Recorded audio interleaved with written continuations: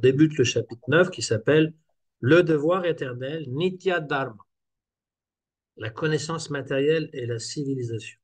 Lahiri Mahashaya vécut en compagnie des Vaishnavas de Shri Godrum pendant 3 ou 4 ans et son cœur se purifia alors complètement. Il psalmodiait sans arrêt le nom de Hari en mangeant, en marchant, assis, couché, jusqu'à ce qu'il sombre dans le sommeil pour reprendre aussitôt réveillé. Donc voilà, c'est euh, un dévot en fait, il est tellement absorbé que voilà, il peut chanter le nom de Krishna. Donc là, on dit le nom de Hari, hein, on dit Harinam, Harikatha, mais Hari c'est Krishna en fait, hein. Euh, et donc quand il mange, hein, on peut le faire, pas obligé de chanter à voix haute en mangeant, mais on peut le faire mentalement, en marchant, assis, couché. Et donc même quand il se réveille, il continue. Il s'habillait simplement, sans jamais porter de sandales aux pieds. C'est ce qu'on appelle un va-nu-pied, mais de façon gentille, hein, que je dis pas de façon offensive, hein. Quelqu'un qui n'a pas de souliers, de chaussures, de sandales. Il avait totalement délaissé la fierté liée à sa noble naissance, au point que dès qu'il voyait un Vaishnav, il se prosternait devant lui et recueillait la poussière de ses pieds pour la mettre sur sa tête. Voilà. C'est pas que les pieds sont sales, quand on dit on prend la poussière des pieds de lotus, mais c'est la poussière qui touche les pieds parce que les gens marchent pieds nus, aussi simple que ça. Donc il y a toujours de la terre qui s'attache là. Ça ne veut pas dire qu'on va prendre le pied du gourou puis on va le frotter sur sa tête comme ça. Hein, ça peut être même symbolique, c'est pas nécessaire toujours de prendre. Excuse-moi, je prends un peu de pierre, de pierre, de poussière de tes pieds. Ça peut être aussi symbolique dans la mesure où on porte ces enseignements sur notre tête et tous les Vaishnavas, en fait. Ils recherchaient la compagnie des purs dévots pour honorer les restes de leur repas. Donc ça aussi, c'est une des choses qui va pouvoir nous donner la bhakti de prendre les restes du repas et rechercher les purs dévots. Voilà. Après, bon, euh, où sont-ils, qui sont-ils, ça c'est autre chose, mais disons qu'il faut toujours rechercher un dévot qui a plus d'avancement que soi, qui est plus impliqué dans la bhakti, qui n'a pas de doute, donc qui va, par sa présence et par ses paroles, dissiper nos doutes. Ses enfants, alors on se rappelle qu'il avait des enfants qui étaient déjà des adultes, ils avaient essayé de le faire revenir. Là, il habite à Godruma, hein. Godrum, c'est donc là où habitait Srila Bhaktivinoda Thakur, juste en face de Mayapur. Et Bhaktivinoda Thakur, il écrit ça quelques centaines d'années, enfin, je veux dire plusieurs centaines d'années plus tard, mais en fait, c'est ce qu'il voit, parce que c'est pas de l'imagination. Le pur devot n'a pas de mental dans le sens de inventer des choses, mais il voit dans sa méditation tout ce qu'il raconte. Et ça s'est passé peu de temps après la disparition de Chaitanya Mahaprabhu et Nityananda Prabhu. Il y a encore des Vaishnavas qui ont connu Nityananda Prabhu. Parce qu'on parlait dans le premier chapitre, pas le premier chapitre, le premier ou le deuxième chapitre du Jivadharma, Pradyumna, Nrishingananda Brahmachari, qui était un intime de Chaitanya Mahaprabhu, et donc ils sont allés le voir. Euh, donc ses enfants venaient le voir de temps en temps, mais quand ils voyaient son attitude, ils repartaient aussitôt sans même oser lui proposer de revenir vivre au foyer. Parce qu'en voyant qu'il était complètement Vaishnav, ça faisait l'effet contraire. Vous savez, dans la famille, des fois, quand ils nous voient Vaishnav, ça fait l'effet contraire. Ils nous trouvent ridicules et ils nous trouvent peu fréquentables. Donc, Lahiri Mahashaya ressemblait en tout point à un anachorète dévoué à Vishnu. Oui, un anachorète. Ça, c'est Sandipani Muni, il faisait cette distinction, un anachorète et un cénobite. Un anachorète, c'est quelqu'un qui vit seul ou encore, bon, voilà, seul avec en ermite, en fait, dans la forêt, dans la nature. Et un cénobite, c'est un moine qui vit dans une cellule, dans un monastère. Il avait compris que le détachement authentique constituait le principe essentiel de la philosophie Vaishnave et qu'il ne suffisait pas de porter la robe d'un ermite pour prétendre en être un. Voilà, c'est pas, tout n'est pas dans la robe, hein. L'habit ne fait pas le moine, comme on dit, et donc il faut vivre ça. Ce détachement, bon, on le verra par la suite, mais le vrai détachement, c'est quand finalement il n'y a plus de goût pour le plaisir des sens. On a un goût supérieur et donc on n'a plus de goût pour tout le reste. Suivant l'exemple de Sanatan Goswami, il réduisait ses besoins au minimum et avait déchiré un morceau de tissu en quatre pour se vêtir. Ce qu'on appelle un pagne, hein. Les Goswamis prenaient des vêtements qui étaient jetés dans les poubelles. Hein. Bon, les poubelles en Inde, hein, c'est à ciel ouvert, hein. On jette ça comme ça dans la rue. Et donc, il prenait les vêtements que les gens ne voulaient plus porter, donc qui étaient déjà pas mal déchirés, et puis il le lavait comme il faut. Et ensuite, il le faisait sécher et après, il pouvait le découper et il portait un pagne. Néanmoins, il portait toujours son cordon sacré autour du cou. Les Vaishnavas, ils n'enlèvent pas leur cordon sacré, même quand ils deviennent sannyas, alors que dans la lignée Shankaracharya, ils rasent la touffe de cheveux qu'on appelle shika et ils enlèvent le cordon brahmanique, parce qu'ils sont au-delà. Mais les Vaishnavas, ils gardent ça. À chaque fois que ses fils voulaient lui donner de l'argent, il répondait, je n'accepterai pas un seul centime des matérialistes. Chandrasekhar, son fils aîné, lui apporta un jour 100 roupies destinées à nourrir honorablement les Vaishnavas durant une fête. Mais Lahiri Mahashaya, se souvenant de l'exemple de Sri Raghunath Das Goswami, refusa l'argent. Raghunath Das Goswami était issu une famille très riche et il avait quitté le foyer et il avait même, enfin, il avait essayé plusieurs fois. Ça n'avait pas marché les premières fois, mais finalement, il a réussi à s'échapper. Il est allé, donc il a marché pendant des jours en empruntant des chemins de traverse, c'est-à-dire en passant par des jungles, parce qu'il y avait encore des jungles à l'époque en Inde. Et il était donc, une fois qu'il s'est installé à Jagannath Puri, son père a su qu'il était là-bas et a fait envoyer beaucoup d'argent par le biais des serviteurs, mais lui, il a refusé. À un moment donné, il s'en est servi pour nourrir les Vaishnavas, pour nourrir Chaitanya, puis finalement, il voulait plus rien recevoir de ses parents. Et donc ici, Lahiri Mahashaya, il décide, non, moi, je ne veux pas aussi de l'argent parce que c'est touché par la main des matérialistes. Notre Srila Gurudev, Srila Bhaktivedanta Narayana Goswami Maharaj, il nous disait euh, que lorsque nous avions de l'argent que nous avions collecté, lorsqu'il y avait son gourou Maharaj, la Bhakti Pragyan Keshava Goswami Maharaj, eh bien, il lui donnait en main propre, il lui remettait tout l'argent. Et son gourou, il prenait l'argent et puis il le redonnait tout de suite. Il dit, ben voilà, vous en avez besoin pour telle chose.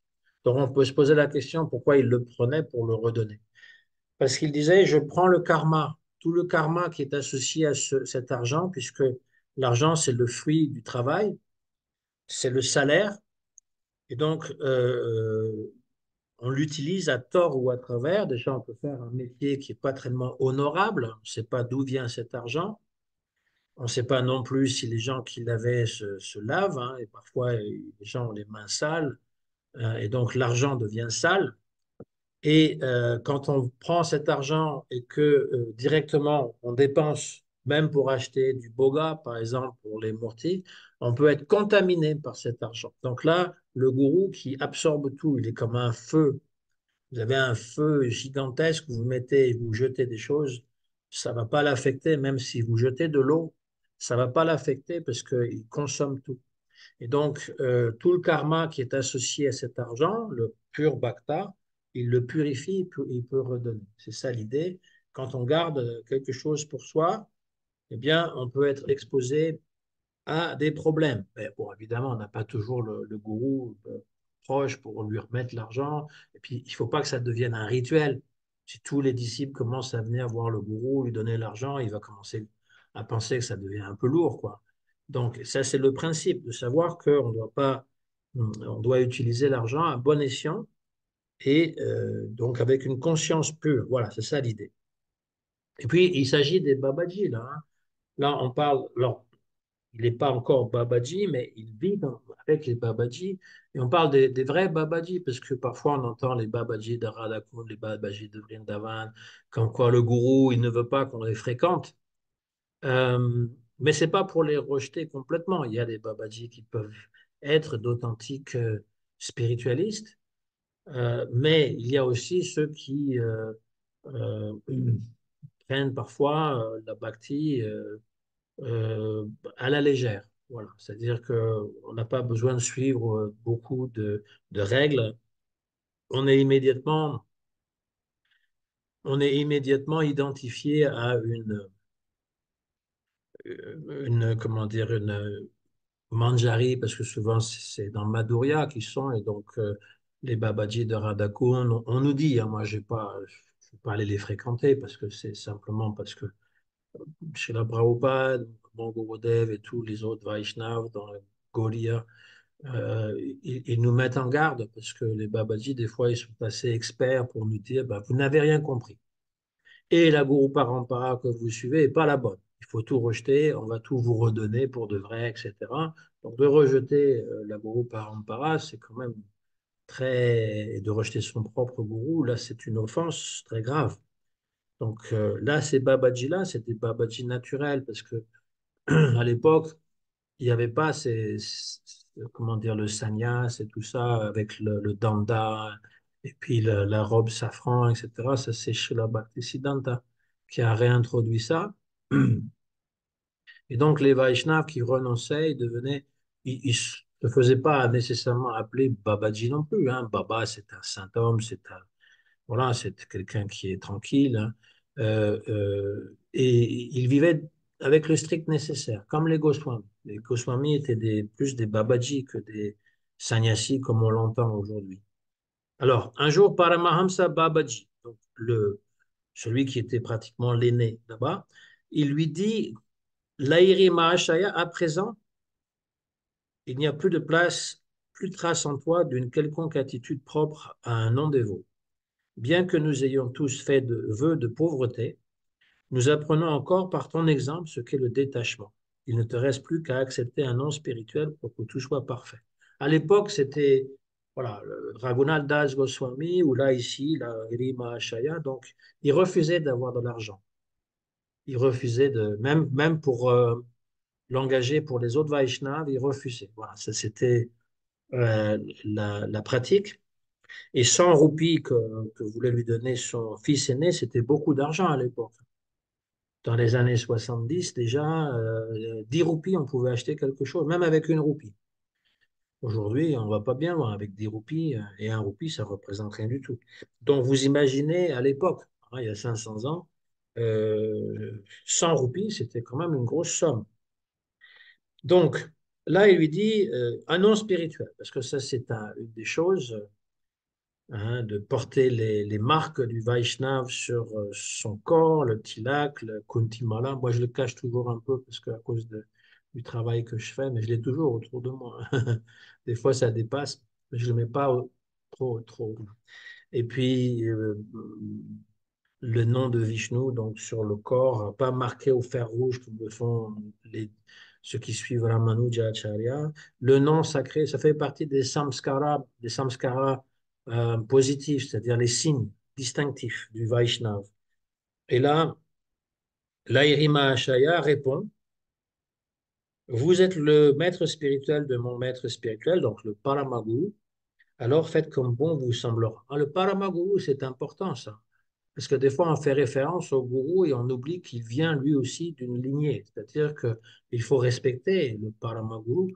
Je sais que Bodhayan Maharaj, encore lui, à chaque fois qu'il vient en France, il insiste sur le fait qu'on doit mettre chez la Bhaktisiddhanta Saraswati et tous ses disciples, hein, dans les centres où il va. Nous, on l'a fait chez nous aussi parce que c'est une bonne idée, je trouve. Ce qui unit tous les Vaishnavas aujourd'hui, les Vaishnavas issus de la lignée de Mahaprabhu, où ils s'entendent, c'est Bhaktisiddhanta Sarasvati. Tout le monde est d'accord avec ça. Tout le monde est d'accord que Srila Bhaktisiddhanta, il est le Paramaguru ou encore le euh, Paramapreshti Guru, c'est-à-dire l'arrière-grand-père euh, personne ne va contester ça. Les gens peuvent contester ton gourou, mon gourou, son gourou, etc., et se battre, voilà, parce que tu fais pas partie de la bonne lignée, parce que tu enseignes pas la bonne chose. Mais que, voilà, après, les Babaji, ils reconnaissent pas. Mais disons, Gaudiya Math, ISKCON, ils reconnaissent tous Srila Bhaktisiddhanta Saraswati comme le Paramaguru. Et à défaut, si c'est pas votre Paramaguru, il fait partie de. Donc, c'est l'arrière-grand-père, et puis après, il y a Srila Gaurkishora Das Babaji, Srila Bhaktivinoda Thakur. Mais c'est important. Hein, c'est pas, le gourou, il n'est pas isolé, n'est-ce pas? Donc, dans notre branche, on va dire, puisque c'est un arbre avec une branche et des sous-branches, ceux qui suivent Srila Narayan Maharaj, donc il y a les nouveaux gourous, mais en fait, leur gourou, Shiksha, pour la plupart de ces sannyasis, c'est Srila Bhaktivedanta Narayan Goswami Maharaj. Voilà, et les disciples, ils doivent avoir le même respect pour le Paramaguru.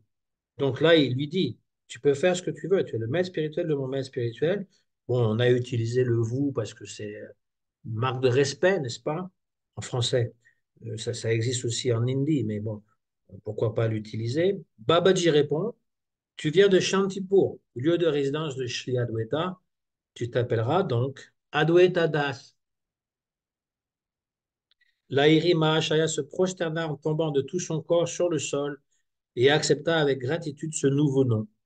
Désormais, tout le monde l'appela Adwaita Das et ils désignèrent du nom d'Adwaita Kutir la hutte dans laquelle il résidait et accomplissait son acte d'adoration. Donc, il fait son bhajan dans cette hutte, on l'appelle Adwaita Kutir. Vous voyez, ça fait au bout de 3 4 ans. Au bout de 3 4 ans, on lui donne un nom spirituel. Aujourd'hui, des fois, il y a des prédicateurs, ils donnent un nom spirituel à des invités, des gens qui viennent pour la première fois, qui ne connaissent pas Krishna, qui même continuent à manger de la viande. Bon, je comprends que c'est pour encourager les gens, mais ce n'est pas tout à fait la même chose. C'est-à-dire que c'est bien de porter un nom Vaishnav. Après, c'est bien aussi d'avoir un respect pour les Vaishnavas, une compréhension de ce qu'on fait, et puis justement une appréciation, c'est-à-dire, ah ben, j'ai reçu un nom spirituel, donc je vais me faire appeler comme ça par les gens intimes autour de moi. Hein, je ne vais pas, ces enfants, ils vont peut-être pas l'appeler Adwaita Das, mais tous les Vaishnavas vont l'appeler Adwaita Das. Et puis, il y a pas de cérémonie particulière. Là, il lui donne, hein, il lui dit, voilà, ton nom, c'est Shri Adwaita Das. Adwaita Das avait un ami d'enfance nommé Digambara Chattopadhyaya. Chattopadhyaya, c'est un titre. Digambara, ça veut dire celui qui les, qui embrasse les 10 directions, un dig. Celui-ci n'avait amassé de vastes richesses ainsi qu'une certaine notoriété en effectuant d'importants services pour l'administration royale musulmane. Voilà, si vous vouliez faire de l'argent à l'époque, il fallait travailler avec les musulmans.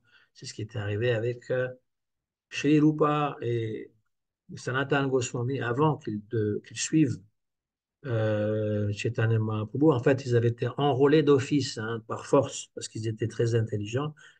Bon, ils étaient obligés d'accepter. Ils avaient même changé leur nom en nom donc musulman. Et ils avaient amassé beaucoup d'argent. Donc voilà, lui, c'est ce qu'il aimait faire. Il n'a pas été enrôlé d'office. Il était très content du moment qu'on peut avoir de l'argent. Quand il avait atteint l'âge de la retraite, il laissa son poste, se retira dans son village natal d'Ambika. Là, il apprit que son ami d'enfance vivait maintenant à Godrum, sous le nom d'Adwaita Das, et passait son temps à réciter le nom de Hari. Alors, Hari, comme je l'ai dit, c'est le nom de Krishna. Digambar Chattopadhyaya était un adorateur intransigeant de la déesse Durga. Je ne sais pas si intransigeant c'est le bon terme, mais un adorateur très consciencieux. Ouais, c'est plutôt ça, consciencieux de la déesse Durga, à tel point qu'il se bouchait les oreilles avec les mains s'il venait à entendre le nom d'un Vaishnav. Ah, ça, c'est le courant, enfin, la conscience sectaire partout présente. Hein. Ah non, ton Dieu n'est pas mon Dieu. Donc on avait parlé du gourou. Ah, c'est mon gourou, ton gourou, son gourou, votre gourou, etc. Maintenant, c'est les dieux. Ah ben c'est ton Dieu, c'est mon Dieu, etc.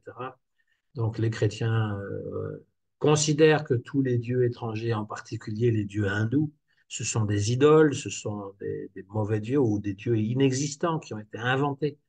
Et quand, si on leur répond là pareil, mais vous avez tout inventé de Jésus aussi, bah, ils sont offensés, n'est-ce pas? Les musulmans, pareil, ils rejettent les autres. Et donc ça, c'est une habitude, et même en Inde, donc ceux qui adorent Kali, qui adorent Durga, qui adorent Shiva, qui adorent Ganesh, qui adorent Vishnu, parfois se font la guerre, à tel point qu'ils ne peuvent pas tolérer que quelqu'un d'autre adore une différente forme de la divinité ultime, n'est-ce pas? Parce que eux, ils pensent que Durga, c'est la divinité ultime, féminine.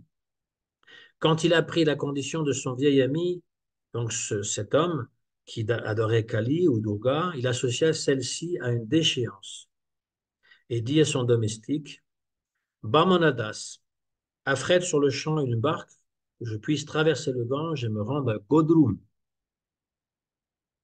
Dans les années 70, encore une fois, avant qu'il y ait des constructions majeures à Mayapur, il n'y avait aucune, pas beaucoup de temples construits à Mayapur et on traversait le Gange dans une barque avec, il n'y avait pas de truc à moteur, ça faisait pas de bruit. Il n'y avait pas beaucoup de monde qui traversait aussi le Gange, il n'y avait pas beaucoup de monde même sur Mayapur. Quand on voulait aller à Navadvip ou à Godrum, eh bien, on prenait, ça coûtait quelques païsas, c'était même pas que des roupies. Et il avait un grand bâton, donc il touchait le fond et il poussait comme ça, c'était sa façon de traverser. Donc c'était aussi la façon comment on traversait le Gange. Le serviteur loua promptement une embarcation puis revint voir son maître. Digambar Chattopadhyaya était une personne rusée, versée dans les sciences des tantras et connaissant parfaitement les coutumes de la civilisation arabo-musulmane. Sa connaissance du farsi, le farsi c'est le perse, du farsi et de l'arabe forçait même l'admiration des mouftis et des mollahs qui, devant son érudition, devaient admettre leur défaite. Les mouftis, les mollahs, ce sont des prêtres musulmans. Enfin, des prêtres, il n'y a pas de prêtrise dans l'islam, mais disons, c'est des titres, surtout chez les euh, chiites, hein, ils ont ces titres-là. Quant aux savants, donc les Perses, hein, quant aux savants brahmanes, ils étaient stupéfiés par son habilité à débattre des écritures tantriques.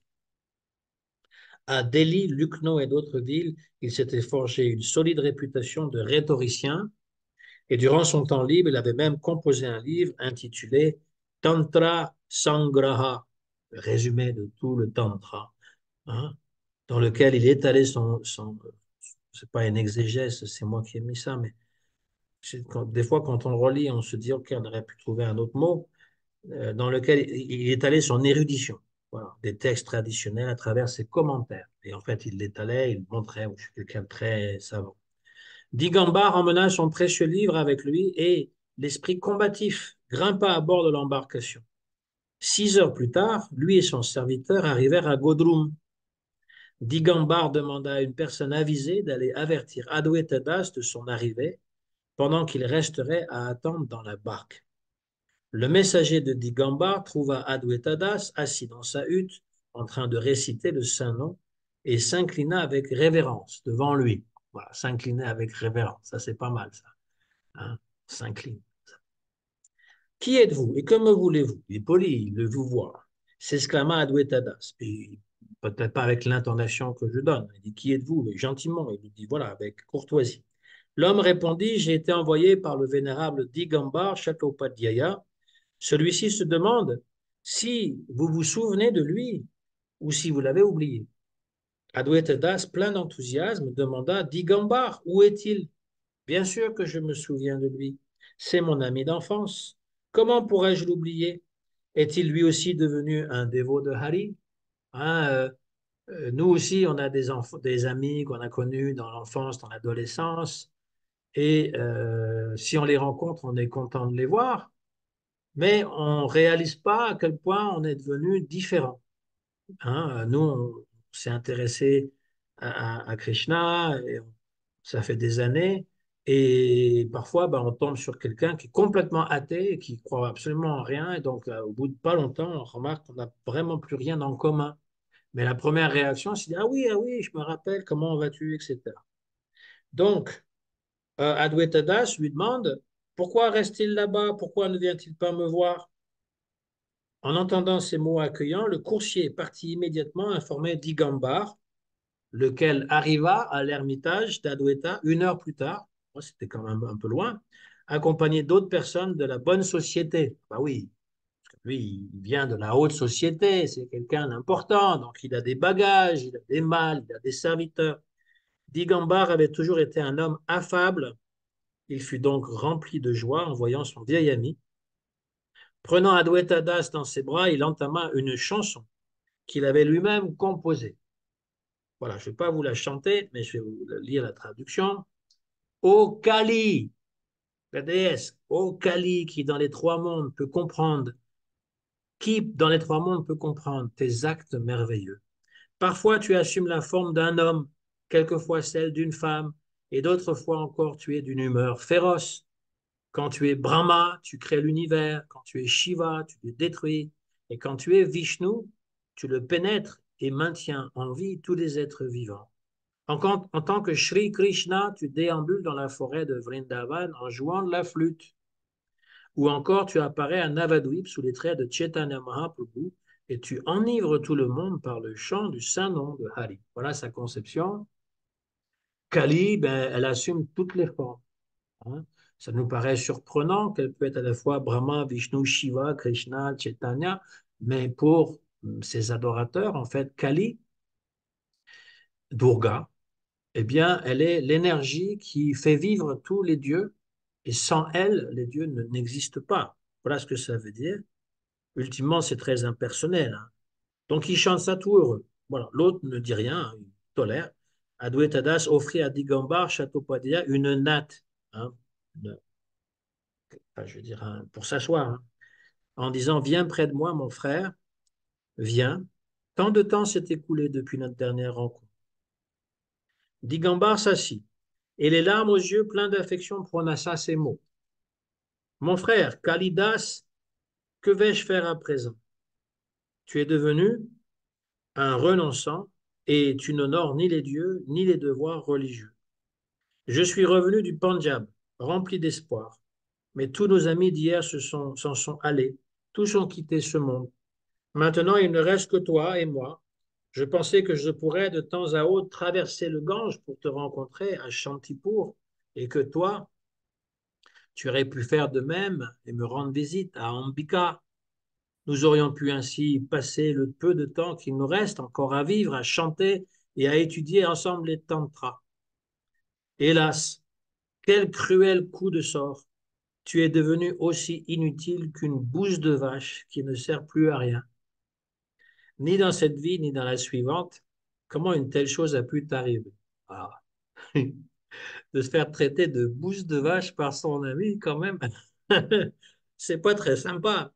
Et donc lui, alors c'est ça qui est assez particulier, c'est que notre Vaishnav, il est complètement absorbé dans la pensée de Krishna, au point où il veut même pas accepter de l'argent de la part de sa propre famille. Et l'autre, l'ami d'enfance, il est complètement absorbé dans la pensée de Kali, de Durga, et il pense que tout le monde devrait être comme lui, du coup. Et donc, s'il n'est pas comme lui, ben, il est juste une bouse de vache. Voilà. Même si la bouse de vache en Inde est considérée comme purificatrice, c'est pas une comparaison très élogieuse, on va dire. Et il lui dit donc, euh, ouais, tous nos amis sont morts. Ah oui, c'est là qu'on remarque qu'on vieillit, hein, quand de plus en plus les connaissances et les gens qui ont été amis sont morts ou meurent. Et qu'on se pose la question quand est-ce que vient mon tour? Parce que finalement, ben, le temps nous grignote de plus en plus. Euh, voilà. Et je me rappelle encore de ma jeunesse où je pensais que les chanteurs à la mode de rock and roll étaient comme des dieux et maintenant ils sont tous décrépits, ils sont tous vieux ou ils sont morts, etc. Ça fait bizarre parce que c'était comme la jeunesse pour nous. Et puis pour les jeunes, évidemment, ça représente les papy boomers. Hein. Et donc, il y a beaucoup de gens qui meurent, et plus on va vieillir, plus les gens autour de nous vont être morts, à moins qu'on les devance. Hein, ma mère a 93 ans, bah, la famille, elle connaît plus des gens de la famille, ses frères, ses sœurs, tout le monde est mort. Et donc c'est assez désespérant pour eux parce qu'ils ont absolument rien d'autre que ce corps. Elle est chrétienne, mais bon, c'est assez léger leur façon de pratiquer. Enfin, ils pratiquent rien, ils croient. Voilà. Et donc, ça va pas vraiment les réconforter parce qu'il n'y a aucune question ou questionnement plutôt sur l'après-vie et comment y atteindre, etc. et aucun intérêt. Donc, nous, on peut toujours chanter, hein, Hare Krishna, même mentalement. Mais quand tu as pas ça, évidemment, c'est un peu désespérant. Et donc là, voilà, tu sers à rien. Qu'est-ce qui t'est arrivé? Voilà, c'est comme, voilà, on voit un ancien ami qu'on a connu, il nous voit tête rasée. Quand on était plus jeune, hein, ça m'est arrivé de rencontrer des anciens amis. Alors moi, tête rasée, en dhoti, safran, eux toujours les mêmes, et puis ils sont comme choqués. Qu'est-ce que c'est que ça? Moi, j'avais des longs cheveux. Enfin, beaucoup d'entre nous hein, avaient des longs cheveux. Et moi, je pensais quand même que j'aurais pu, comment dire, les attirer, pas les convertir, mais les attirer, mais parce que je trouvais ça tellement fascinant, les histoires de Krishna, la philosophie. Mais j'étais surpris de voir qu'il n'y a absolument aucune réception. C'est comme si même un geste d'effroi ou de dégoût, quoi. Mais qu'est-ce qui t'est arrivé? Donc, ils nous font sentir comme des bouses de vache. Voilà. Adwaita comprenant tout à coup que la compagnie de son ancien ami était indésirable, réfléchit au moyen de se débarrasser de lui. Ben, c'est ce qui nous arrive aussi quand on rencontre les anciens amis ou la famille, puis qu'ils nous sortent des choses de ce type-là. On va pas, par politesse, on va rien leur répondre, mais à l'intérieur de nous, on se dit qu'est-ce que je peux faire pour partir le plus rapidement possible. Ça va aller nulle part, ça. Se concentrant, il dit, frère Digambar, souviens-tu de ce jour à Ambika où nous jouions au Guli Danda? C'est un jeu.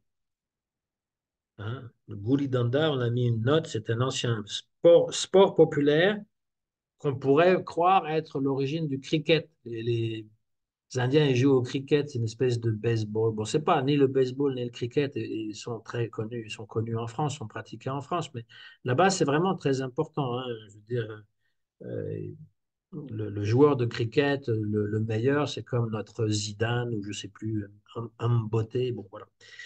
J'arrive pas à prononcer son nom, mais les joueurs de foot chez nous. Et donc, il disait, te souviens-tu quand on jouait à ce jeu pour arriver au vieux tamarinier, hein, un vieil arbre?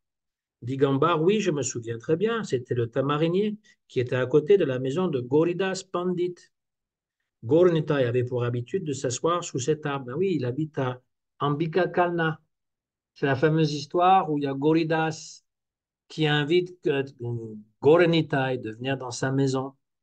Et ils viennent, il lui offre un repas, il est très content, mais au moment de partir, il ne veut pas que Gornitai ni Targo s'en aillent. Ils disent non, vous ne pouvez pas partir. Il dit, mais qu'est-ce qu'on va faire? Il dit, non, non, il faut que vous restez ici. Et finalement, bon, bah, ils disent, OK, on va monter sur l'hôtel, et puis les Mourtis, elles vont partir. Donc les Mourtis s'animent, et puis ils commencent à partir. Et eux, ils montent sur l'hôtel, deviennent les Mourtis. Et les Mourtis s'en vont, puis Gournita, il dit, non, non, vous non plus.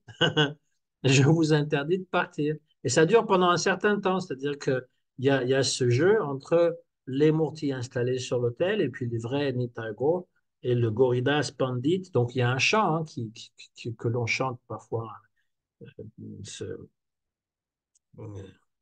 Devadinanda, nanana, Gaurida Sapandite, nanana, je ne connais plus les paroles, mais c'est l'esprit, voilà, que quand il était à Ambikakalna, Gaurnitai était retenu par Gauridas Pandit. Et puis, tous les ans, quand on fait le parikram à Mayapur, on évoque ça, même si on ne va pas à Ambikakalna, parce que c'est assez loin, on évoque ce divertissement. Adwaita répond, frère, alors que nous jouions, tu m'as dit, ne touche pas à ce tamarinier, l'arbre qui fait du tamarin. Chaitanya Mahaprabhu s'est assis ici, et si nous touchons ne serait-ce que l'écorce de cet arbre, nous serons condamnés à devenir des moines mendiants. Voilà. Et il sait ça, lui. Il sait qu'il y a comme quelque chose de magique avec ces personnalités qui se sont assis là. Si on touche l'arbre, hein, sous lequel ils se sont assis, on risque de devenir des moines mendiants, des sannyasis. Dit Gambar, oui, je m'en souviens bien. J'avais remarqué que tu avais une tendance à vouloir fréquenter les dévots de Hari, et je t'ai alors dit, tu tomberas dans le piège que te tente Chaitanya. Adwaita, frère, c'était ma nature. À cette époque, j'étais sur le point de tomber dans le piège, maintenant j'y suis tombé complètement. Dit Gambar, alors prends ma main et sors de là. Il ne faut pas rester, il ne fait pas bon rester au fond d'une souricière. C'est comme ça qu'il le voit. Je vais tomber dans un puits, je vais sortir de là.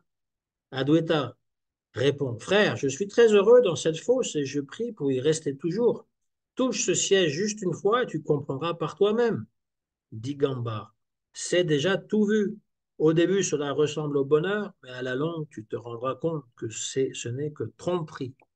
Hein, c'est parfois les membres de notre famille, quand on était jeunes, ils nous disaient ça aussi. Ouais, ouais, ça va passer à la longue. Au bout de 2, 3 ans, tu vas retourner, etc. C'est juste, c'est pas sérieux. Voilà. En plus, c'est un dieu hindou. Qu'est-ce que tu as à voir avec un dieu hindou? C'est pas notre culture. Adwaita, et toi, qu'en est-il du piège dans lequel tu es tombé? Penses-tu trouver le bonheur à la fin? Ne sois pas si sot. Donc, c'est aussi ce qu'on répondait. Et dit, ben oui, mais vous pensez qu'on est tombé dans un trou, mais vous aussi, vous êtes tombé dans un trou. Hein, vous n'êtes même pas conscient de ce trou, le trou du monde matériel. Digambar, tu dois comprendre que nous sommes les serviteurs de la déesse Durga. Nous jouissons du bonheur aujourd'hui et nous en jouirons encore dans l'au-delà. Actuellement, tu te crois heureux, mais je ne vois pas le moindre joie en toi. Et pour finir, tu ne connaîtras qu'une souffrance sans fin. Je ne peux comprendre comment on peut devenir Vaishnav. Nous, nous savourons tous les bonheurs que la science matérielle nous offre. Nous nous délectons de viande, d'œufs, de poissons et portons de beaux habits. Nous sommes plus civilisés. Hein, en France, la civilisation, l'art culinaire, n'est-ce pas, les cuisses de grenouille et puis les huîtres et puis je sais pas trop quoi, le fromage qui pue. Ça, c'est vraiment la civilisation pour eux, n'est-ce pas? Hein, toutes sortes de choses dégueulasses en fait. Et puis on s'habille bien avec toutes les... Là, c'est la semaine la semaine pour la mode, hein.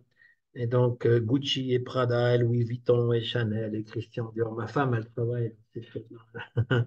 Elle travaillait chez Gucci, elle a travaillé chez... là, maintenant, c'est Dolce Gabbana. Enfin, c'est les grands couturiers, quoi. Et donc, on pense que si on est bien habillé, qu'on a, comme un ancien politicien disait, si on n'a pas si on n'a pas sa Rolex à l'âge de 40 ans, on a raté sa vie. Ah ouais, je l'ai raté, j'ai pas une Rolex. C'était leur façon de penser. Voilà. Et donc, voilà, vous vivez misérablement, et puis au final, vous n'obtenez même pas la délivrance, la mukti. Adwaita, frère, pourquoi affirmes-tu que je ne pourrais pas atteindre la délivrance? Digambar, personne, pas même Brahma, Vishnu ou Shiva, ne peut obtenir la libération s'ils sont indifférents à Mère Durga. C'est elle qui accorde la délivrance, car elle est le pouvoir spirituel primordial. Elle manifeste Brahma, Vishnu et Shiva et les maintient par sa Shakti, sa puissance d'action. Quand mère le désire, la totalité des choses retourne en son sein, qui est le réceptacle de l'univers tout entier.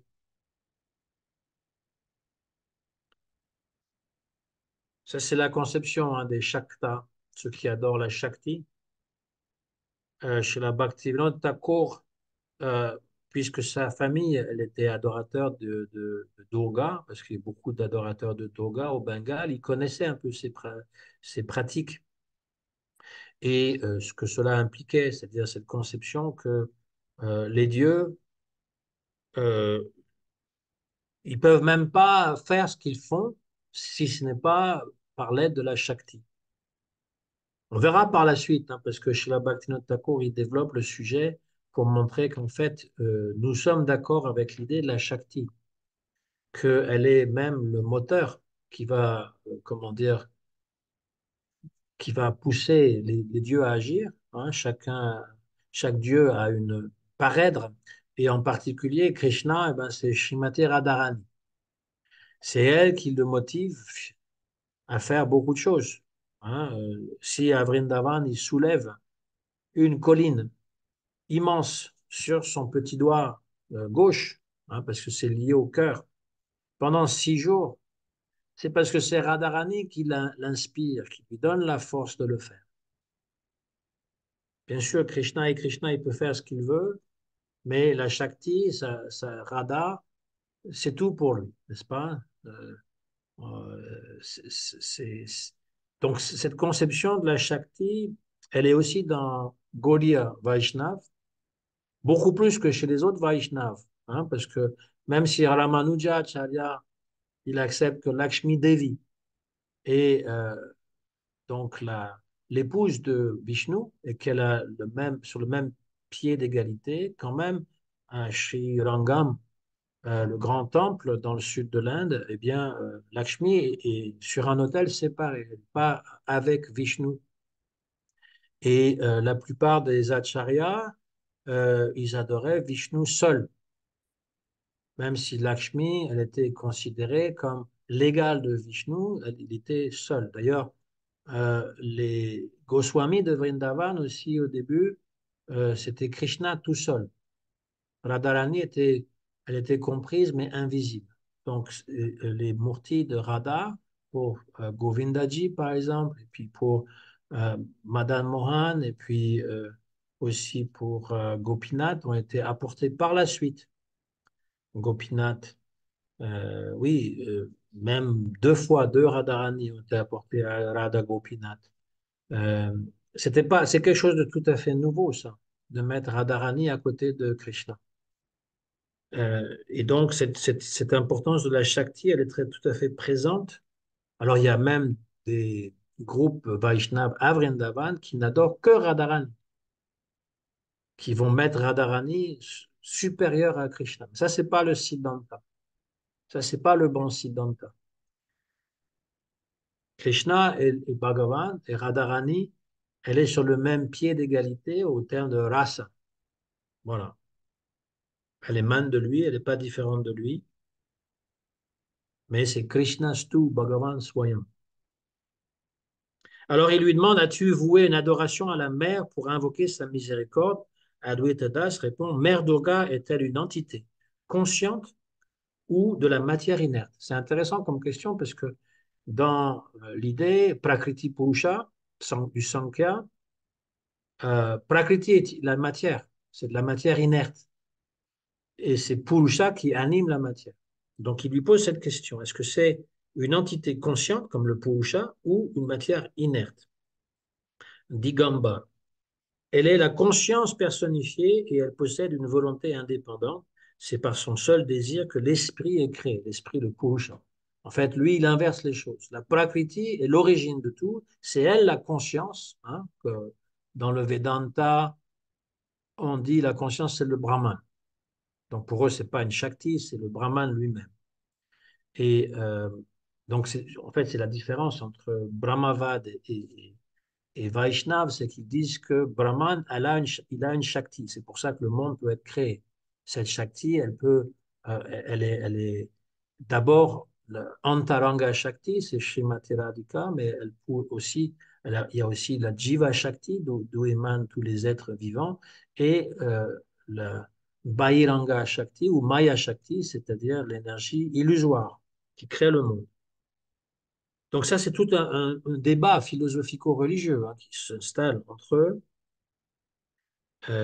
Donc, elle crée l'esprit ou le Purusha. Adwaita, qu'est-ce que l'esprit? Purusha. Et qu'est-ce que la nature? Prakriti. Donc là, il faut bien définir, est-ce qu'il y a une différence entre les deux? Digambar. Les Vaishnavas ne se préoccupent que de leur pratique dévotionnelle et n'ont aucun attrait pour les vérités philosophiques fondamentales. Bien que le Purusha et la Prakriti se manifestent comme 2 phénomènes distincts, en vérité, ils ne sont qu'un. C'est leur idée, un Shiva Shakti. En fait, au départ, c'est le Bindu, ils font un, ils se séparent en deux, et donc la création peut prendre place avec cette dualité. mais au départ, ils ne sont qu'un. Lorsqu'on enlève l'enveloppe d'un pois chiche, je ne sais pas pourquoi le pois chiche, on découvre qu'il y a deux moitiés, mais ces deux moitiés réunies par l'enveloppe constituent en fait un seul et même pois chiche. Vous prenez un pois chiche, vous frappez dessus, vous voyez qu'en fait, il y a deux moitiés qui sont liées entre elles. Donc l'esprit Purusha est conscient, c'est une moitié de pois chiche, et la matière prakriti est inerte. C'est quand même bizarre comme comparaison, parce que le pois chiche, il n'est pas conscient. Bon. Donc pour lui, c'est un pois chiche, les deux. Hein. Quand le principe conscient et la substance inerte fusionnent dans un tout indifférencié, c'est le Brahman. Voilà, on arrive à ça. Mais c'est pas Advaita Vada, ça. C'est en fait les courants Shivaïte et Shakta sont influencés par Advaita Vedanta. Peut-être pas Vedanta, mais en tout cas la conception impersonnelle, ils sont influencés par ça. Le Shunyavad, ils vont même développer le Shunyavad. En fait, c'est assez particulier le courant Shiva Shakti parce qu'il a même influencé le bouddhisme tibétain. Toutes les iconographies que vous voyez, euh, ils appellent ça les Mahakala, le grand temps, n'est-ce pas? Il y a un dieu courroucé, etc., qui a trois yeux. Ben, c'est Shiva. Il est couleur bleue, il a un œil au milieu du front, et il a parfois sa Shakti. Et ça, c'est Kali. C'est les tantras, en fait. Le bouddhisme tibétain, c'est un espèce de mélange de beaucoup de choses, du bouddhisme Mahayana, du yoga, parce qu'il y a toute cette conception de la pensée, de la religion autochtone, on appelle la religion Pön, qui est la religion du Tibet, mais aussi et surtout le tantra, le tantrisme du Cachemire, hein, qui est donc l'adoration de Shiva Shakti. Et elle devient donc le- l'explication de tout ce qui se passe dans le monde. Voilà. Cette Shiva Shakti qui crée tout. Donc là, il dit, voilà, c'est un tout, c'est le Brahman. Bon, pour les Tibétains, c'est le Shunya. Voilà, c'est ça. Et il y a des textes sanscrits qui parlent de Shiva Shakti en tant que Shunya. On voit qu'en fait, il y a des liens entre toutes ces philosophies assez complexes. Hein. C'est assez complexe, le shivaïsme du Cachemire. C'est pas simple. Hein. Et c'est intéressant un de ces grands cachemiriens, dont j'ai oublié le nom, avait aussi une interprétation tantrique des rasas. Hein. Il parlait des rasas. Pour lui, le Shantaras était la plus importante, mais on pouvait atteindre Shantaras en regardant des pièces de théâtre où il y avait l'homme et la femme, donc Madhurya, et ça pouvait ultimement Abhinavagupta, voilà, c'est son nom. Abhinavagupta du 13e, 14e siècle. Il parle de ces choses, mais en termes complètement impersonnels. Donc, c'est Shantaras qui est la rasa la plus importante. C'est juste pour montrer que c'est très complexe. Ça va résoudre. Enfin, voilà. Mais il y a des choses sur lesquelles on peut être d'accord et beaucoup de choses sur lesquelles on ne l'est pas. Là, Adwaita, il veut savoir qu'est-ce qu'il entend par tout ça, le pois chiche qui, voilà, Prakriti Purusha, pois chiche, parce qu'il l'a traité de bouche de vache, et là maintenant il parle du pois chiche, c'est un peu léger. Hein. Adwaita, est-ce que ta mère est Prakriti femelle ou Purusha mâle? Parce qu'il veut savoir, lui il dit c'est les deux. Alors il répond, dit Gamba, elle est parfois mâle et parfois femelle. Parce qu'il y a aussi des statues Shiva Shakti, d'un côté c'est Durga, de l'autre côté c'est Shiva. Ada Anishwara, la moitié de Ishwara. Adwaita, si le Purusha et la Prakriti sont comme les deux moitiés d'un pois chiche enveloppé du même pot, alors quelle partie représente la mère et quelle partie le père? Il n'est pas bête quand même, Adwaita. Il va dire, bah, ok, tu as donné la comparaison du pois chiche, tu dis ça fait qu'un, ben alors il y a deux parties. C'est qui est Prakriti, qu'est-ce qui est Purusha? Dit Gamba, tu t'intéresses aux questions philosophiques maintenant? Fort bien, parce que ça c'est le propre des gens qui sont très matérialistes de penser que tous les autres sont des crétins. S'ils adorent un Dieu, c'est qu'ils sont des crétins, donc ils ne peuvent pas s'intéresser à des questions comme ça. Fort bien, nous autres connaissons bien la vérité. Le fait est que la mère est la matière, Prakriti, et le père, la conscience, Chaitanya. Adwaita. Et toi, qui es-tu? Dit Gamba. Quand on est lié par les cordes de l'illusion cosmique, Maya, on est un être individuel, Jiva. Et quand on est libéré des attachements à la manière, à la matière, on est alors Shiva, le grand Dieu. Adwaita. Alors, tu es esprit ou tu es matière? Dit Gamba. Je suis esprit et la mer est matière. Quand je suis lié, elle est ma mère. Quand je serai libéré, elle sera ma femme. Adwaita. Oh, splendide. Maintenant, la vérité est exposée sans le moindre doute. La personne qui est maintenant ta mère deviendra plus tard ta femme. D'où te vient cette idée saugrenue? Dit Gamba, frère, je ne suis pas comme toi qui ne fait qu'errer dans les rues en disant Vaishnav, Vaishnav. J'ai acquis cette haute connaissance en fréquentant un grand nombre de maîtres réputés, versés dans la science du renoncement et des tantras, des êtres tous parfaits et libérés, ainsi qu'en étudiant les écrits tantriques jour et nuit.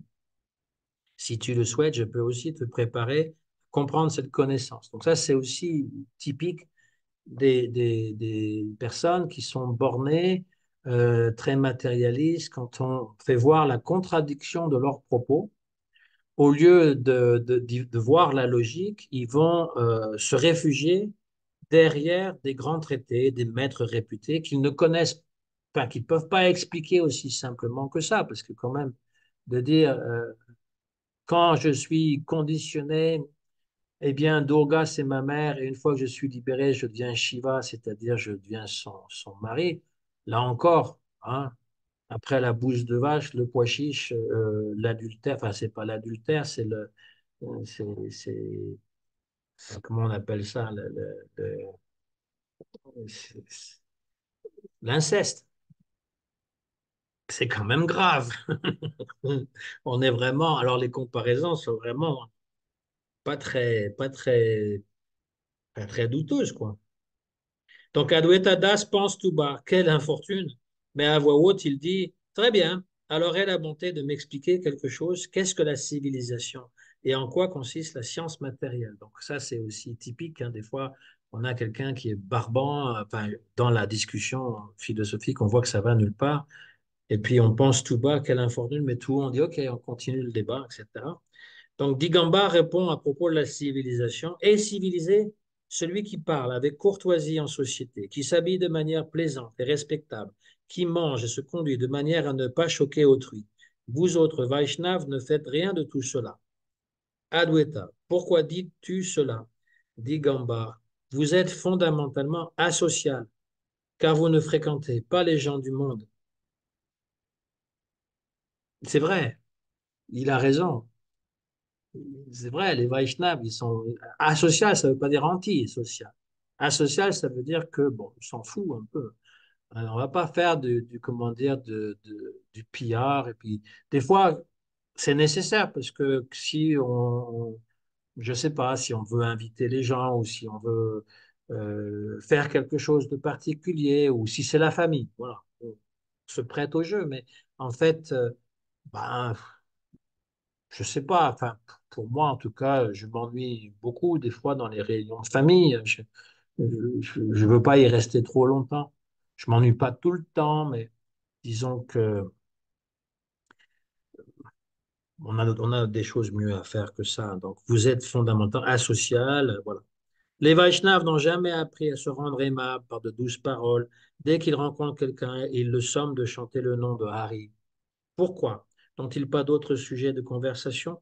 En voyant la façon dont vous vous habillez, personne n'a envie de vous inviter à vous asseoir parmi eux. Vous portez un affreux pagne, parce qu'ils n'avaient même pas de... Voilà, ils étaient à demi nus, hein.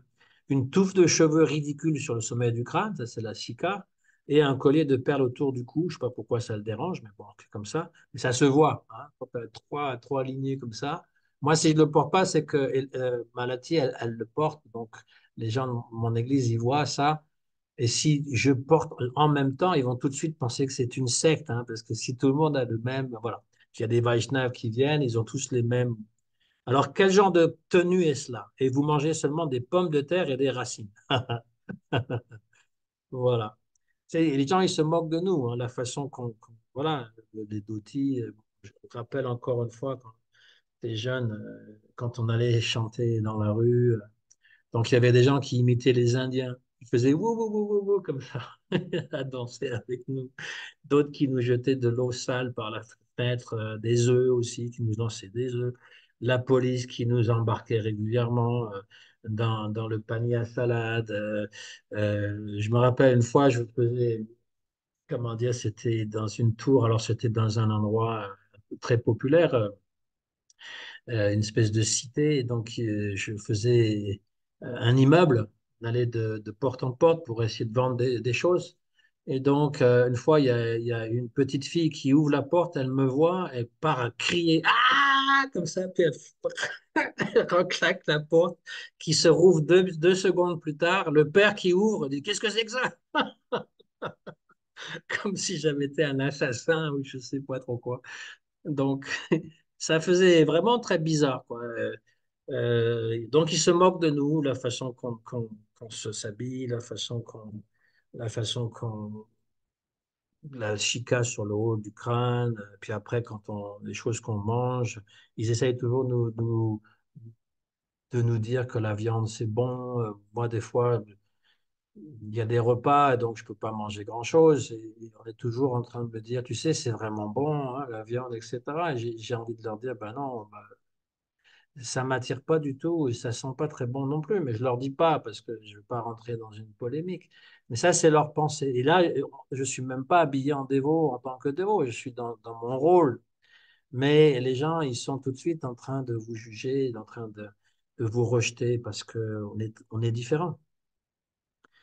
Alors Adwaita Das pensa qu'il devait initier une querelle avec Digambar pour que celui-ci s'en aille furieux et le laisse tranquille.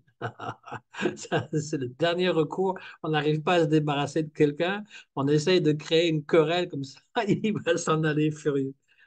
Donc il demanda donc, ton style de vie civilisé te donne-t-il la possibilité d'atteindre une plus haute destination dans ta vie prochaine? Dit Gambard, la culture en elle-même ne permet pas d'atteindre une plus haute destination dans la prochaine vie, mais comment la société pourrait-elle progresser sans culture? Une société évoluée permet d'œuvrer pour atteindre d'autres planètes où la conscience est plus développée. Donc c'est lui qui répond ça, il a cette connaissance quand même. Adwaita, frère, puis-je te parler en toute sincérité? Je le ferai volontiers si tu me promets de ne pas te fâcher suite à ce que je vais te dire. Dit Gambard, tu es mon ami d'enfance, et je suis prêt à mourir pour toi. Comment pourrais-je me fâcher après toi? J'affectionne tellement les bonnes manières que même quand je suis contrarié, mes paroles demeurent paisibles. En fait, on reconnaît la civilité d'un homme à son habilité à dissimuler ses sentiments. C'est complètement faux, ça. C'est complètement faux. Je veux dire, dissimuler les sentiments. C'est de ne pas commander à se laisser emporter par la colère, oui. Euh, et puis, on a vu en traitant l'autre de bouse de vache, c'était pas très sympa non plus, quoi. Je veux dire, donc cette civilisation. On verra la prochaine fois la suite, donc reprendre cette question. Mais on voit en fait, c'est pas tellement sur la croyance à Durga. Après, il est associé à la croyance à Durga, surtout avec Kali, l'abattage des animaux, entre autres. Et ça, on peut pas être d'accord. C'est pas tellement le fait qu'il adore Durga que le fait qu'il a aucun respect pour quelqu'un qui est engagé dans la bhakti. Voilà. Et ça, c'est typique. Et quand on lit ces choses donc, que raconte Bhaktivinoda Thakur avec un peu d'humour, hein, c'est pas pour qu'on devienne fanatique et qu'on rejette tous les autres et qu'on considère que voilà, c'est abominable la religion des autres. C'est pas ça. C'est simplement pour montrer la façon que les gens ont argumenté, qu'ils ne sont pas intéressés à connaître la vérité, qu'ils ont leur propre vérité, qu'ils jugent les Vaishnavas comme des bons à rien, quoi. Voilà, vous perdez votre temps, vous vous ennuyez. Enfin, ils décident pour nous à notre place, sans connaître, sans avoir aucune connaissance et sans s'y intéresser aussi. Et donc, on ne devrait pas développer ces mêmes mauvaises qualités, d'être fanatique, de juger les autres, mais en même temps d'être clair dans sa tête. Il y a des choses que je ne veux pas, je ne suis pas intéressé par la vie mondaine. Voilà. quand nous sommes obligés, parce que nous vivons toujours dans le monde, parce que vous voyez, les dévots, les sannyasis, les brahmacharis, ils vivent dans des monastères, plus ou moins. Puis quand ils voyagent, eh bien, ils vont chez des dévots grihastas, mais ils n'ont pas une vie mondaine. Nous n'avons pas une vie nécessairement mondaine, mais nous croisons et nous interférons avec des gens qui vivent dans le monde. Et donc, bien sûr qu'il faut apprendre la politesse, le respect, ne pas toujours leur dire chanter Hare Krishna et d'être très intolérant, c'est pas ça l'idée. Mais en règle générale, on n'est pas intéressé par la vie mondaine. Voilà, c'est-à-dire aller sortir, danser jusqu'à 5 heures du matin, s'intoxiquer, voilà. Et puis raconter des bêtises, de parler de la politique. Et toi, tu vas voter pour qui? Ah, tu votes pour lui. Alors, on n'est plus amis, on commence à s'engueuler. Ça n'a aucune importance, tout ça. Ça n'a aucune importance dans la mesure où finalement, le monde matériel, il est tel qu'il est, on ne peut pas le changer. On est de passage sur cette terre et on doit essayer de se concentrer sur les choses qui sont vraiment les plus importantes. Le reste s'occupera de lui-même. Le reste va passer aussi, comme toute chose. On aura tout oublié. Il y a quelques années, on est tous confinés avec des règles impossibles ou improbables. Il fallait avoir une passe sanitaire. Il fallait surtout pas qu'on puisse discuter avec si on n'était pas d'accord sur ces procédés. Puis aujourd'hui, tout le monde a oublié. Je l'ai dit à l'époque. Je l'ai dit à mon épouse et à d'autres personnes. De toute façon, dans 4 5 ans, on aura tout oublié. C'est comme ça le monde matériel. Et tout de suite après, il arrive une autre catastrophe, la guerre en Ukraine et ceci et cela. Et puis passe le temps et on oublie. Et on est toujours dans des conflits sur lesquels on n'a aucune emprise, mais on nous demande toujours de choisir son camp, déjà déterminé à l'avance, pour qu'on puisse être en conflit avec les autres. Moi, ça ne m'intéresse pas. Ça ne m'intéresse pas parce que c'est le monde. Et le monde en tant que tel ne m'intéresse pas. On vit dans le monde, d'accord, on n'a pas le choix. On a le corps matériel, on a l'environnement qu'il faut, mais on choisit un petit peu les gens avec qui on veut être. Et surtout, on choisit ce qui nous intéresse, toute la politique, toutes ces choses-là. Personne ne vous interdit de vous y intéresser, mais qu'est-ce que ça va pouvoir apporter à votre bhakti? C'est ça la plus importante question. Qu'est-ce que ça apporte à la bhakti? Hein? Donc, le dévot, lui, il est juste préoccupé par ça.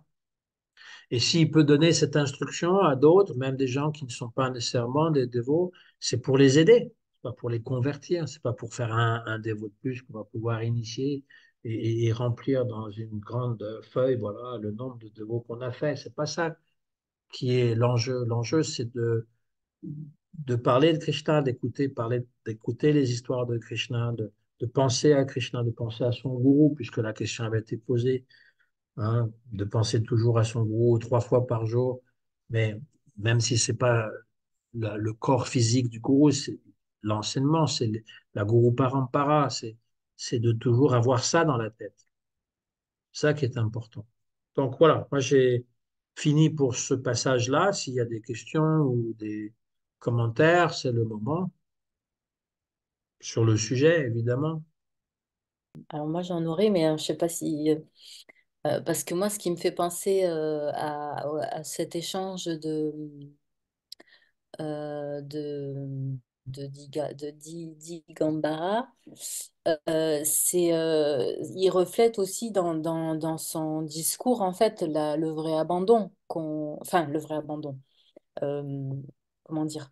Euh, Enfin non, c'est pas lui qui reflète, mais euh, c'est que est-ce que dans la Bhagavad Gita, il s'est dit que le vrai abandon, il n'est pas forcément dans la façon de s'habiller. Enfin, c'est pas comme ça que c'est dit, mais on en a déjà parlé aussi entre nous, que c'est pas comme on disait tout à l'heure, l'habit qui fait le moine. Ou est-ce que si, pour prendre cet exemple-là, est-ce que si on n'est pas habillé en dhoti ou avec un sari, la sika et tout ça, est-ce que quand on vit justement dans le monde social encore, est-ce qu'on est quand même Un Vaishnav, dévot? ouais, un dévot, oui. Oui, je suis sûr que tu connais la réponse. Mais Oui, et c'est juste que comme c'est dans le débat, je voulais que tu en dises un peu plus. oui, mais bon, il y a la vie avec les dévots. Comme je l'ai dit, là, ils vivent tous ensemble. Donc, ils s'habillent avec ces habits qu'ils ont coutume. Voilà, ils vont pas. Voilà. Et puis, il y a donc ceux qui vivent chez eux, comme nous. Et si on se promène en dhoti, en sari, etc., dans la ville, on va passer pour des excentriques. Il y en a qui arrivent à vivre avec ça ne les dérange pas.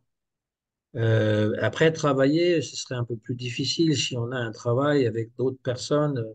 Si on travaille à la poste, par exemple, puis qu'on est habillé avec tête rasée, tilak et d'oti et chica, je suis pas sûr qu'ils nous laissent faire. Je suis pas Ouais. sûr qu'ils nous embauchent non plus. Donc c'est l'intelligence qui fait. Oui, c'est pas l'habit.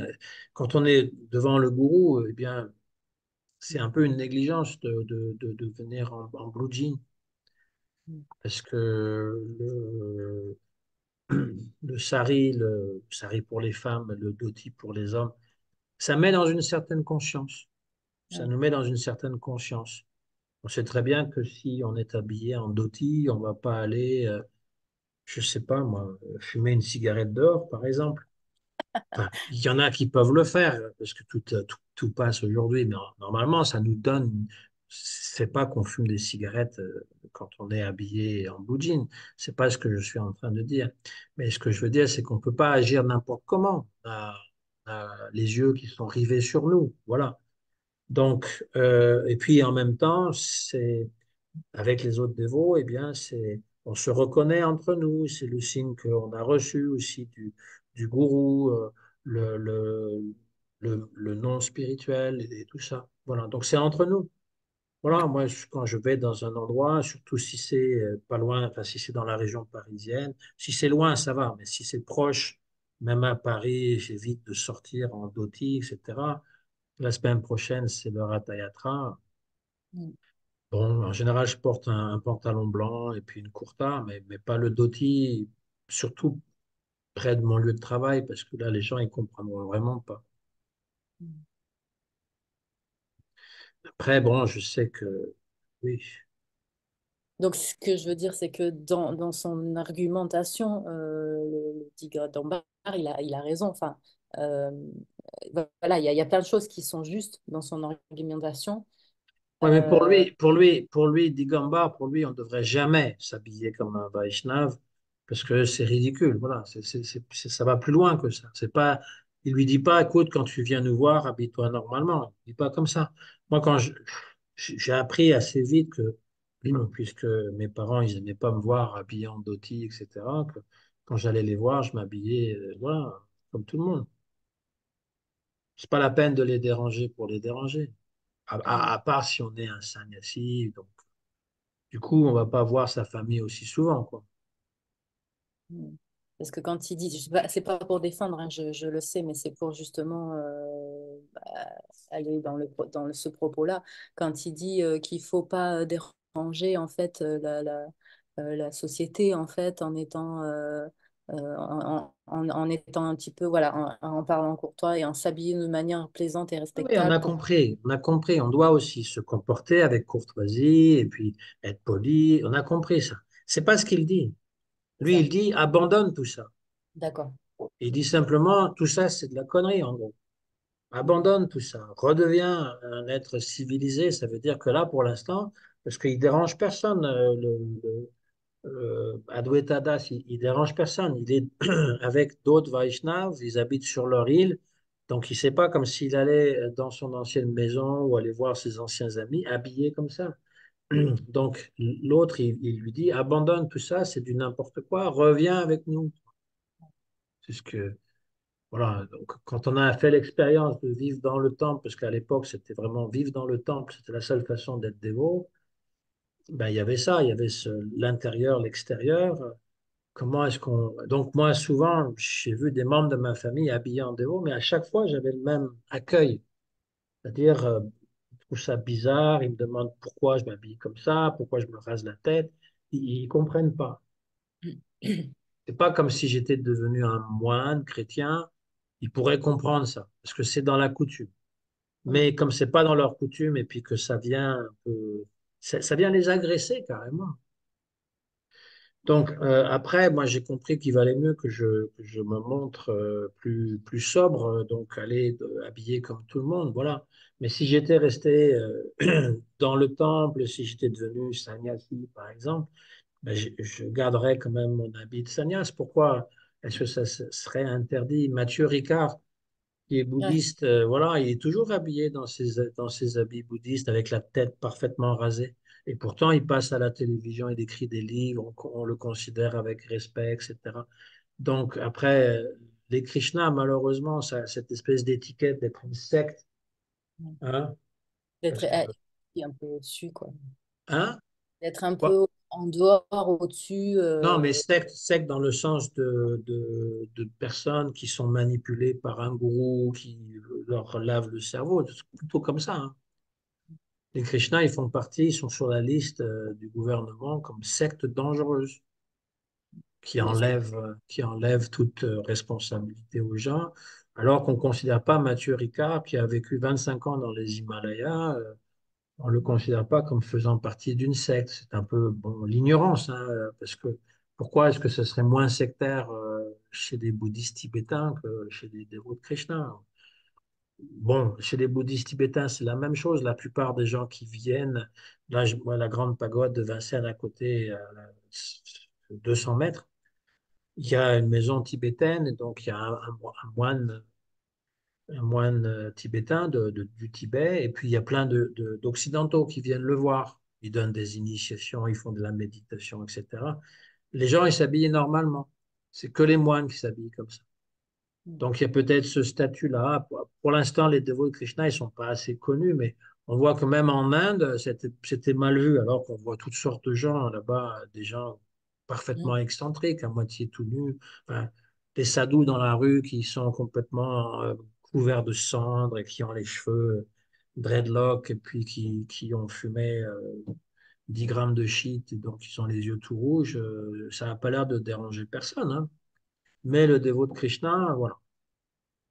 Mm. Ok.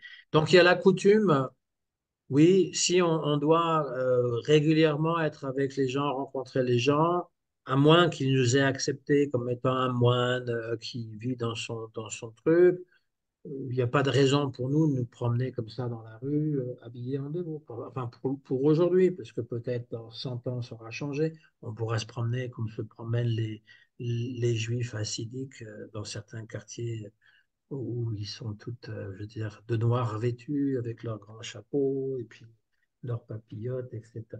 Peut-être qu'on pourra se promener comme ça, je ne sais pas.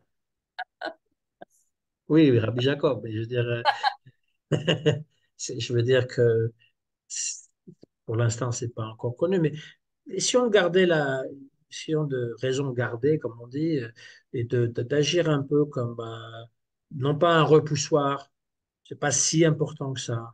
Pour les dévots, entre dévots, ça a son importance. Moi, si je viens en blue jean, ou même il y avait un sannyasi qui m'avait dit, parce que j'avais un yogi pant, il m'a dit, qu'est-ce que tu penserais si moi je me présentais comme ça devant vous, habillé avec un... Voilà. Bon, je suis d'accord. Donc, il y a une responsabilité. Et puis, quand on est un dévot déjà aîné, une fois, j'étais allé dans un temple, donc j'avais voyagé en voiture, et puis j'étais arrivé en blue jean. Après, j'ai mis un dhoti, mais il y a des dévots que ça avait choqué que j'avais un blue jean. Je ne sais pas pourquoi, mais bon. Euh, L'idée, c'est de pas ni choquer les gens qui sont plongés dans leur illusion du monde, ni choquer les dévots parce qu'on s'habille, qu'on refuse de porter un dhoti, parce que ça, c'est un autre type de dévots. Il y a ceux qui refusent de s'habiller en dhoti, qui sont convaincus que l'habit ne fait pas le moine, donc j'ai pas à le porter. Et même devant le gourou, ils portent des habits ordinaires. Et ça, c'est pas respectueux. Mm. Mais surtout pour les femmes. Ben, oui, mais Ah, même pour les hommes. Oui, parce que, comme je te dis, Ah, moi, Jean Balin. je me suis fait critiquer parce que, oui, évidemment, si tu viens les jambes en l'air, mais je veux dire, moi Voilà. aussi, si je viens avec un short, je pense pas que ça va être apprécié non plus. Moi, c'est pas que je vais déranger les femmes, mais ça va déranger d'autres personnes parce que il y a une espèce voilà, ils appellent ça des étiquettes, mais code de conduite. Oui, Donc, un code de conduite dans telle circonstance, un code de conduite dans telle autre circonstance, c'est à nous d'en juger, voilà. Et chez soi, on peut s'habiller comme on veut. On peut porter le dos. Moi, souvent, je mets une courta, c'est pas un problème. Puis je vais dehors avec ça parce que c'est pas bien grave, ça, une courta. oui, au pire, tu passes pour un musulman. Ouais.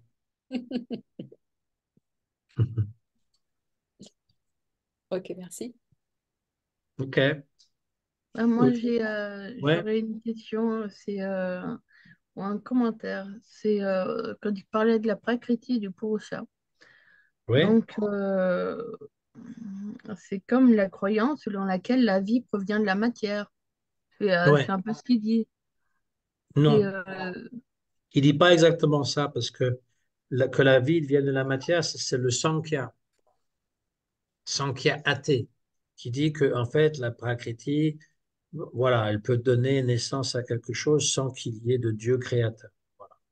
Et puis là, il dit simplement que, en fait, ça ressemble, oui, bon, il y a des ressemblances, on va dire. C'est la conception panthéiste. La conception panthéiste que c'est la matière qui est divine. On peut dire que les matérialistes, ils pensent ça aussi, hein. Ils vont pas jusqu'à dire qu'elle est divine, mais je veux dire, parce que pour eux, il y a une conscience. Il y a au-delà de la matière, il y a une conscience et puis il y a une entité avec laquelle on peut faire un. Voilà, c'est ça que je veux dire. Ça ressemble aussi aux Advaita Vada, ce qu'on appelle les Mayavad. mhm, ouais. Ils n'ont pas de difficulté avec Shankaracharya, en fait. Shankaracharya, il avait ce génie d'avoir réconcilié toutes les différentes sectes qui se disputaient à l'époque, hein, parce que il y a eu dans le sud de l'Inde une animosité très forte entre les Vaishnavas et les Shivaïtes. Et même Mhm, Ramanujacharya, hein, du XIIe siècle, ils avaient voulu le tuer, le roi, le roi qui était là de la région, ils voulaient tuer Ramanujacharya. Il était Shivaïte. Donc il y avait une lutte entre les deux. Et puis après, il y avait ceux qui adorent Durga, ceux qui adorent Ganesh. Donc il avait dit, voilà, les cinq dieux principaux, Vishnu, Shiva, Durga, Ganesh, Surya, ils font tous partie de la même divinité qui est Brahman. C'est-à-dire que pour les Advaita Vada, c'est ce principe impersonnel qui est ni féminin ni masculin et qui va se manifester sous la forme des dieux. Pour les Shakta, ils vont dire, ceux qui adorent Shakti, ils vont dire c'est la déesse mère. C'est un principe féminin. Mais ultimement, c'est à peu près la même mentalité. C'est qu'il n'y a ni Shiva ni Shakti, il y a une espèce de tout impersonnel. C'est pour ça que ça ne les dérange pas du tout, cette philosophie de Shankaracharya. Il y a beaucoup de gens qui pensent ça, hein. Il y a beaucoup, même en Occident, hein, il y a beaucoup de gens qui pensent que Dieu est impersonnel. Oui. Et que soit féminin, soit féminin, soit masculin, c'est la manifestation d'un même principe. Donc, la différence entre ceux qui adorent un dieu quelconque, comme Shiva, comme Vishnu, que voilà, les Shaktas, eux, ils disent que c'est la mère qui est la créatrice originelle. Brahma, Shiva, Vishnu ne peuvent rien faire sans la Shakti. C'est pour ça que chacun des dieux, Brahma Sarasvati, c'est la manifestation de la Shakti sous la forme de la déesse de la musique et de la connaissance, Sarasvati. Shiva, il a Durga ou Parvati. Donc c'est elle qui est responsable de la création du monde entier, hein, le Shiva Linga. Et puis Vishnu, il a Lakshmi Devi qui est la manifestation de la richesse, de la renommée.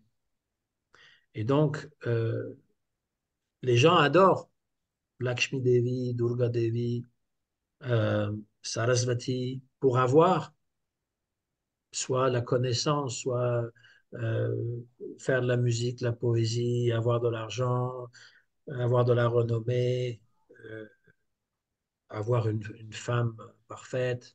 Ils veulent des bienfaits matériels, donc ils vont adorer la déesse.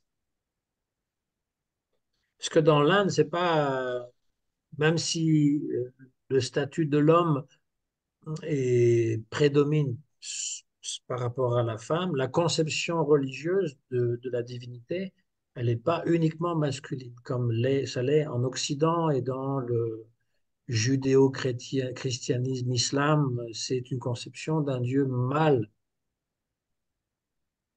même s'il y a des aspects dans le judaïsme d'une présence féminine de Dieu, la Shérina, ou encore dans le christianisme catholique, la présence de Marie qui fait comme une présence féminine. Dans l'islam, non, il n'y a rien de féminin, mais en règle générale, c'est un Dieu qui est plutôt un Purusha. Mais en Inde, tous les dieux ont leur Machin. déesse. Ils ont tous la déesse. Donc, c'est une Shakti. Par exemple, pour l'homme, l'homme, enfin, je veux dire, l'être humain, homme, sa femme, quand il a une femme qui lui est bien assortie, c'est une Shakti pour lui. C'est elle qui donne en fait l'énergie, qui va le valoriser, qui va lui donner confiance en lui-même, etc. Si elle est assortie, parce que des fois, elle peut être exactement le contraire. Voilà. Oui, ça peut être un repoussoir. Voilà. Et donc, l'homme donne une espèce euh, un cadre sécuritaire à la femme, il la protège, etc., il lui amène de l'argent, etc. Et en retour, en fait, eh bien, elle est sa muse, comme on dit, hein, c'est-à-dire la muse qui inspire et ça c'est pour les hommes qui n'ont pas assez de force pour renoncer au monde. Ça c'est 90% ou même plus de nous tous. Et c'est pas à condamner parce que il faut connaître son handicap. Il faut savoir quelle est notre légitimité dans ce qu'on fait. Voilà. Où est-ce qu'on se situe? Quel est notre ashram qui nous convient le mieux et notre varna, etc. Il n'y a pas de condamnation. C'est pas, on met toujours les sannyasis sur un piédestal. Et puis, oui, ils ont une responsabilité plus grande. Ils ont fait vœu de pauvreté, de chasteté, comme chez les chrétiens. C'est lourd à porter. Et si ils ont vraiment un goût supérieur, ça va bien se passer. Sinon, ça va être difficile pour eux, hein, parce qu'on n'en parle pas. Mais pour beaucoup de sannyasis, c'est très difficile. Pour d'autres grihastas aussi, parce que s'ils sont mal assortis, justement, comme je le dis, si le mari ne donne pas à la femme de la sécurité et de l'argent, elle va pas être satisfaite, elle va se sentir insécure. Et si elle est toujours Paul Marat, j'ai donné cet exemple. La femme qui est bonne, elle a un balai, puis elle va nettoyer. C'est pas pour dire que c'est juste elle qui doit le faire, mais bon, en général, elles sont quand même plus conscientes du ménage. Voilà. Et puis, donc, elle va passer le balai. Mais si elle est une mauvaise femme, elle va prendre le balai, elle va taper sur la tête du mari. Le même balai, mais deux usages différents. Donc, ça, c'est pas évident non plus. Mais après, on est responsable aussi de la vie qu'on mène. C'est pas le gourou qui peut vivre notre vie à notre place. C'est pas, ça, c'est une illusion, c'est une chimère. Je sais qu'il y a des gens qui voient le gourou comme une espèce de sauveur qui va leur donner toutes les facilités dans la vie, mais le gourou, il est juste pour donner une instruction spirituelle. Et même, il ne peut pas marcher sur le chemin spirituel à notre place. Dans Gurudev nous l'a dit souvent, je vous montre le chemin, mais c'est vous qui devez marcher sur le chemin. Je ne veux pas marcher à votre place. Mais si va voir le gourou parce qu'on a des problèmes psychologiques ou des problèmes d'argent ou des problèmes de cœur, Il peut donner quelques conseils, mais il ne va pas régler les choses à notre place. On est responsable de notre vie. Et puis il y a le karma aussi qui rentre en ligne de compte, bien entendu. C'est ça. La vie Mhm. spirituelle, elle doit être vécue. C'est pas juste verbal, elle doit être vécue. Et on doit vivre avec ce qu'on a. Parce Et on qu'on a est... tous du bon et du mauvais karma. Et le mauvais karma, eh ben, on doit composer avec. Mhm. Mhm. Ouais.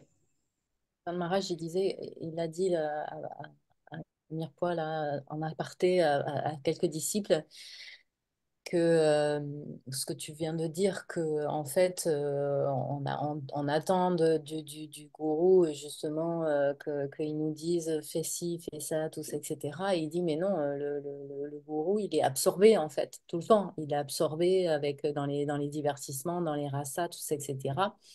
Et le lien avec le disciple, ben, c'est les instructions qui sont données dans le kata, en fait. Et c'est ça Ben, qui, si on a un service qu'on veut faire, il peut nous guider si on est sincère dans ce qu'on veut faire. Voilà. Mais par exemple, on va voir le gourou, je voudrais traduire un de tes livres en français. Donc, il va nous encourager. Mais si c'est pour dire je veux traduire et on ne le fait pas, à un moment donné, bon, bah, il dit tu fais ce que tu veux, hein. C'est ça qui arrive. C'est-à-dire que si on veut être guidé dans un service, mais qu'on est sincère, il va nous guider. Si c'est juste pour lancer des trucs comme ça en l'air, bon, il va nous dire, écoute, voilà, tu es libre. Le mieux, c'est d'arriver avec le produit fini, de le mettre dans les mains. Là, il sera content. Si c'est le livre, hein, si c'est comme ça qu'on sert, il y a toutes sortes d'autres services qu'on. Donc là-dessus, il peut nous guider, il peut nous conseiller, mais à condition qu'on soit sincère.